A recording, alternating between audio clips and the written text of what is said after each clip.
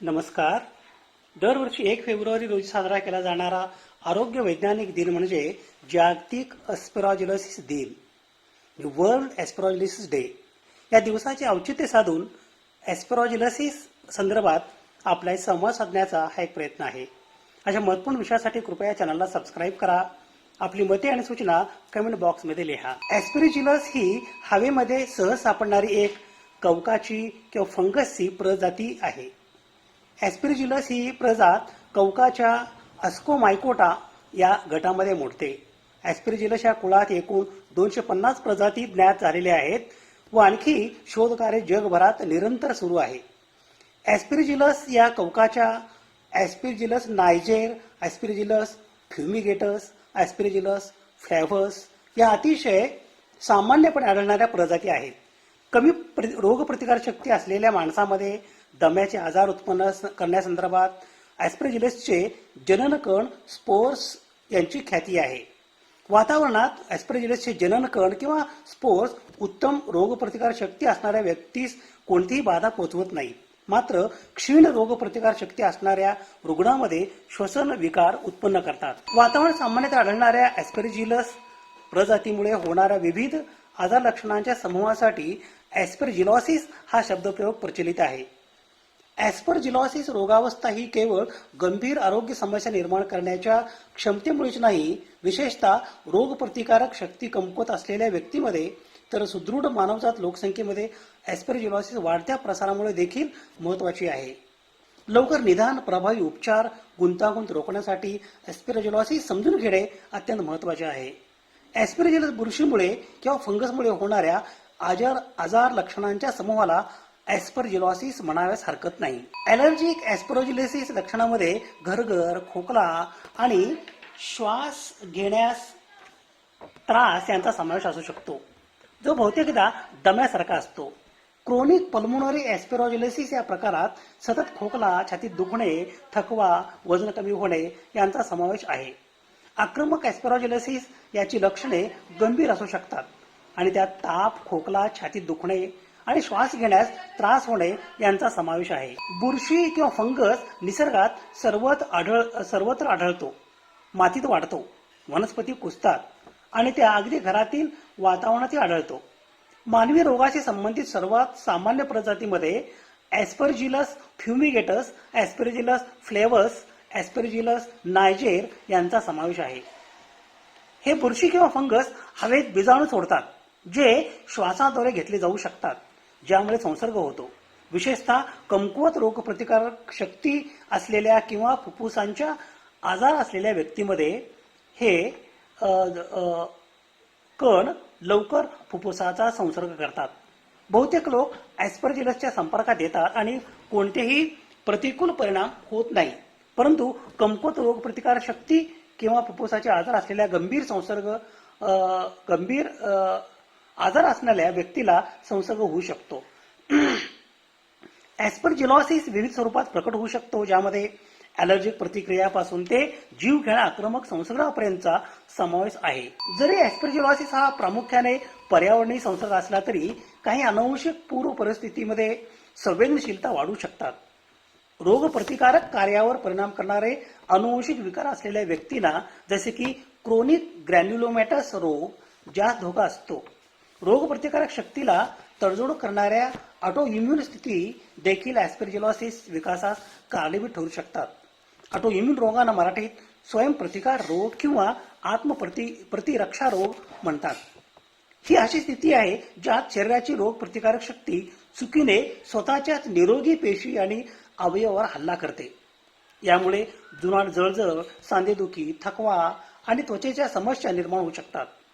रोगप्रतिकारक यंत्रणा बाह्य विषाणूमध्ये किंवा जंतूमध्ये आणि शरीरातील स्वतःच्या पेशीमधील फरक करू शकत नाही.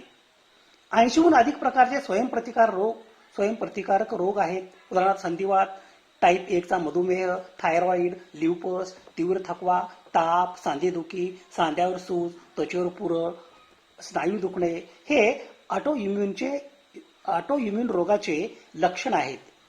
नेमके कारण अज्ञात असले तरी अनुवंशिकता, जीवनशैली, ताणतणाव काही विषाणू संसर्ग किंवा ॲस्परजिलोसिससाठी कारणीभूत असू शकतात. हे रोग पूर्णपणे बरे होणे कठीण असते, परंतु कॉर्टिकोस्टेरॉइड्स यासारखे औषधोपचार, जीवनशैलीतील बदल आणि योग्य आहारोपचार ते नियंत्रित केले जाऊ शकतात. हे आजार पुरुषांपेक्षा स्त्रियांना जास्त प्रमाणात आढळतात. विशेषतः रजोनिवृत्तीनंतर स्त्रियांमध्ये ॲस्परजिलोसिसचा संसर्ग जास्त प्रमाणात होतो. जीवनशैलीतील निवडी आणि आहाराच्या सवयी ॲस्परजिलोसिस होण्याचा धोका वाढवू शकतात. उदाहरणार्थ धूम्रपान करणाऱ्या किंवा फुफ्फुसाच्या आजाराचा इतिहास असलेल्या व्यक्तींना या आजाराची शक्यता जास्त असते. या व्यतिरिक्त आवश्यक पोषक तत्वांचा अभाव असलेल्या आहारामुळे रोगप्रतिकारक शक्ती कमकुवत होऊ शकते, ज्यामुळे शरीराला संसर्गाशी लढणे कठीण होते. याशिवाय वय, लिंग, भौगोलिक स्थान, आजाराची स्थिती आणि रोगप्रतिकारक स्थिती हे घटक सुद्धा ॲस्परजिलोसिससाठी जबाबदार आहेत. रोगप्रतिकारक शक्तीमध्ये नैसर्गिक घट झाल्यामुळे वृद्ध प्रौढांना याची शक्यता जास्त असते. पुरुषांना सामान्यतः महिलांपेक्षा जास्त धोका असतो. उच्च आर्द्रता असलेल्या किंवा विशिष्ट शेती पद्धती असलेल्या काही प्रदेशांमध्ये ॲस्परजिलसचे बीजाणू जास्त प्रमाणात असतात, त्यामुळे तिथे संसर्ग होऊ शकतो. दमा, cystic fibrosis, chronic obstructive pulmonary disease म्हणजे COPD असलेल्या व्यक्तींना धोका वाढतो. केमोथेरपी घेत असलेले रुग्ण, अवयव प्रत्यारोपण घेतलेले रुग्ण आणि HIV किंवा एड्स असलेले रुग्ण विशेषतः असुरक्षित असतात. तात्काळ वैद्यकीय मदतीसाठी चेतावणी चिन्हे संदर्भात एखाद्या व्यक्तीला खालील गोष्टीचा अनुभव आल्यास त्वरित वैद्यकीय मदत घेणे गरजेचे आहे. अचानकपणे तीव्र श्वसनाचा त्रास होणे, उपचारांना प्रतिसाद न देणे, उच्च ताप, रक्त फुगणे, छातीत तीव्र वेदना होणे. ॲस्परजिलोसिसचे निदान संपूर्ण क्लिनिकल मूल्यांकनाने सुरू होतो, ज्यामध्ये रुग्णांचा तपशीलवार इतिहास, शारीरिक तपासणी समाविष्ट असते. आरोग्य सेवा प्रदाते लक्षणे, संसर्ग इतिहास आणि कोणत्याही अंतर्निहित आरोग्य स्थितीचे मूल्यांकन करतील. नैदानिक कसोटीबाबत ॲस्परजिलोसिसचे निदान करण्यासाठी अनेक चाचण्या वापरल्या जाऊ शकतात. प्रयोगशाळेत रक्त चाचणीद्वारे ॲस्परजिलसशी संबंधित विशिष्ट अँटीबॉडीज किंवा अँटीजेन शोधतात. छातीचा एक्सरे किंवा CT स्कॅन फुफ्फुसातील विकृती प्रकट करू शकतात, जे ॲस्परजिलोसिसचे सूचक आहेत. काही प्रकरणांमध्ये प्रयोगशाळेतील विश्लेषणासाठी फुफ्फुसाचे नमुने मिळवण्यासाठी ब्रँकोस्कोपी केली जाऊ शकते. बॅक्टेरियातील न्यूमोनिया, क्षयरोग किंवा इतर बुरशीजन्य संसर्ग यासारख्या इतर श्वसन रोगापासून ॲस्परजिलोसिस वेगळे करणे आवश्यक आहे. या प्रक्रियेत अतिरिक्त चाचण्या आणि मूल्यांकनाचा समावेश असू शकतो. ॲस्परजिलोसिसचा उपचार संसर्गाच्या प्रकारावर आणि तीव्रतेवर अवलंबून असतो.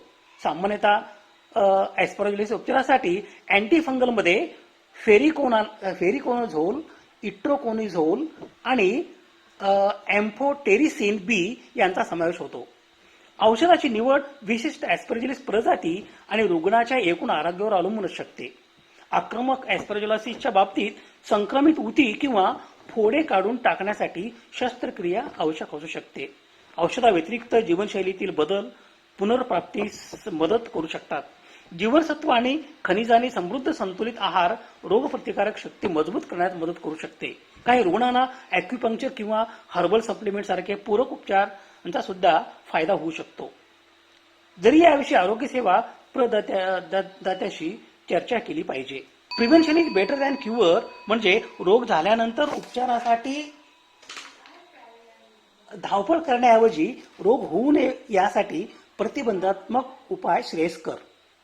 ॲस्परजिलोसिस रोखण्यासाठी ॲस्परजिलस बीजाणूंच्या संपर्कात घट करणे आणि रोगप्रतिकार शक्ती मजबूत करणे हे समाविष्ट आहे.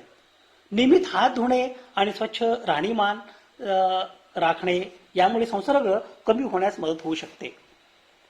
अँटीऑक्सिडंट्स आणि जीवनसत्व समृद्ध आहार रोगप्रतिकारक शक्तीला आधार देऊ शकतो. लसीकरणाबाबत अद्यावत राहिल्याने रोगप्रतिकारक शक्तीला धोका निर्माण करणाऱ्या संसर्गांना प्रतिबंधित करता येतो. ॲस्परजिलस या फंगस कवकाच्या ॲस्परजिलस नायजेरिया प्रजातीचा उपयोग सायट्रिक ऍसिड किंवा सायट्रिक आम्ल निर्मितीसाठी सन 1917 मध्ये प्रथम जेम्स क्युरी या संशोधकाने केला.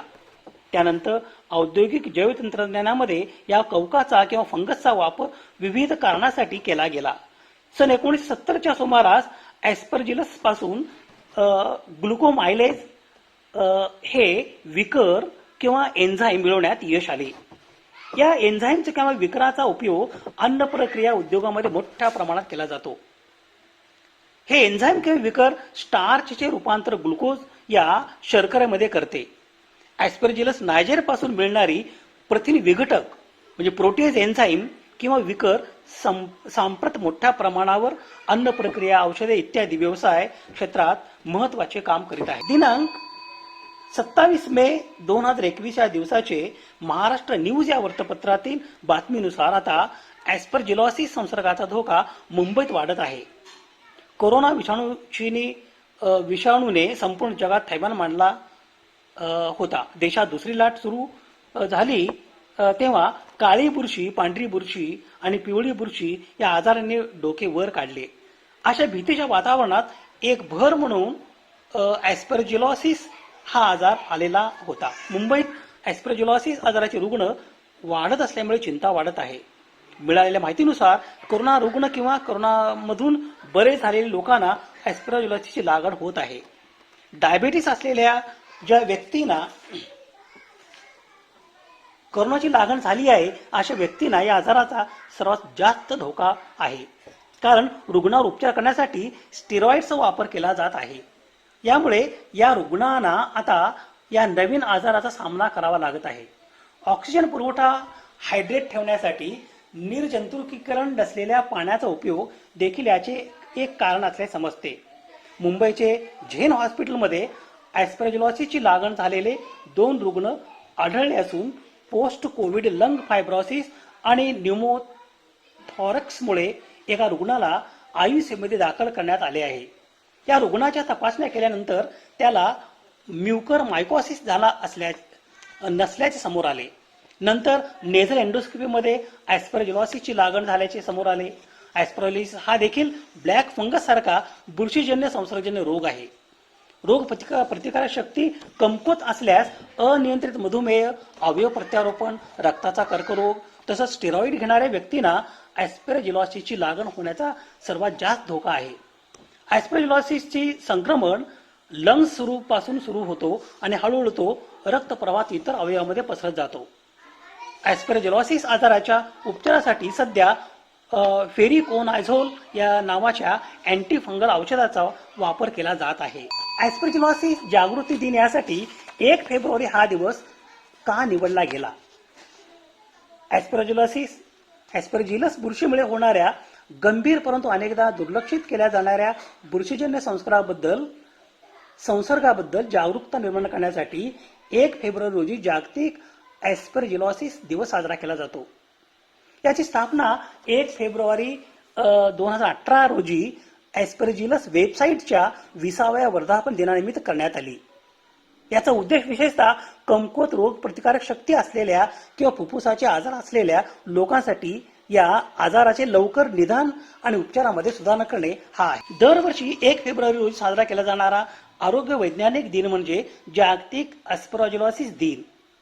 ॲस्परजिलॉसिस दिनाचे उद्देश म्हणजे ॲस्परजिलस नावाच्या बुरशीमुळे होणाऱ्या गंभीर फुफ्फुसाच्या संसर्गाबद्दल म्हणजे ॲस्परजिलॉसिस संदर्भात जागरूकता वाढवणे, जनजागृती करणे आणि जगभरातील रुग्ण, आरोग्य सेवा, व्यावसायिक आणि संशोधकांना या आजाराशी लढा देण्यासाठी एकत्रित करणे.